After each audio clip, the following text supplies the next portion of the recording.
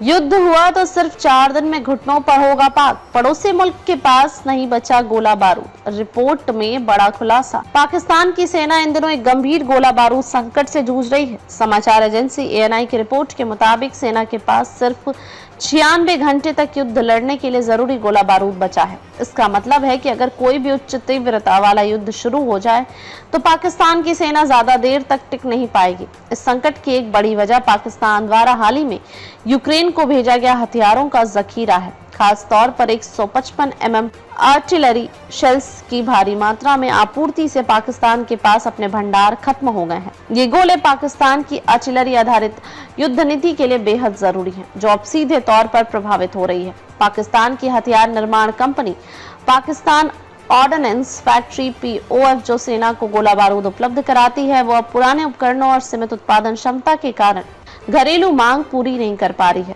POF का दावा है कि उसकी प्राथमिकता घरेलू जरूरतें हैं, लेकिन वर्तमान हालात में वो असफल रही हैं। ANI की रिपोर्ट के अनुसार 2 मई को हुई कोर कमांडर्स की विशेष बैठक में इस गंभीर स्थिति पर चर्चा हुई। सेना के वरिष्ठ अधिकारी इस हालात को लेकर बेहद चिंतित हैं और कई हद तक असहज महसूस कर रहे हैं। पूर्व सेना प्रमुख जनरल कमर जावेद बाजवा पहले ही पाकिस्तान की सीमित युद्ध क्षमता को लेकर चेतावनी दे चुके थे। उन्होंने आर्थिक और लॉजिस्टिक समस्याओं को प्रमुख वजह बताया था। पाकिस्तान की वर्तमान आर्थिक स्थिति, जिसमें महंगाई चरम पर है, कर्ज लगातार बढ़ रहा है और विदेशी मुद्रा भंडार गिर रहा है, इसने हालात और भी बिगाड़ दिए हैं।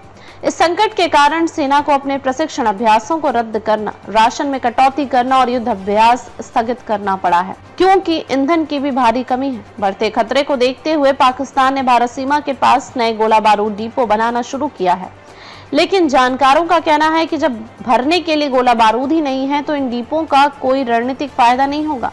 एक रक्षा विशेषज्ञ ने ANI को बताया कि पाकिस्तान ने अपने गोले दूसरे देशों के युद्ध में भेज दिए और खुद खाली हाथ रह गया। यह एक आर्थिक लाभ के लिए उठाया गया कदम था, जिसने दीर्घकालिक रणनीतिक नुकसान पहुंचाया है।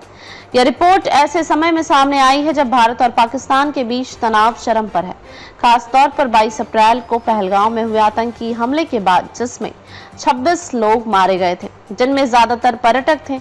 इस हमले के बाद भारत ने पाकिस्तान के खिलाफ कई सख्त कदम उठाए हैं। इसमें सिंधु जल संधि को निलंबित करना, अटारी इंटीग्रेटेड चेक पोस्ट को बंद करना और दोनों देशों के हाई कमीशन स्टाफ की संख्या कम करना शामिल है। भारत सरकार ने सभी पाकिस्तानी नागरिकों को दिए गए वीजा रद्द कर दिए हैं और उन्हें 30 अप्रैल तक भारत छोड़ने का आदेश दिया था। साथ ही पाकिस्तान एयरलाइंस की उड़ानों के लिए भारत का हवाई क्षेत्र भी बंद कर दिया गया है।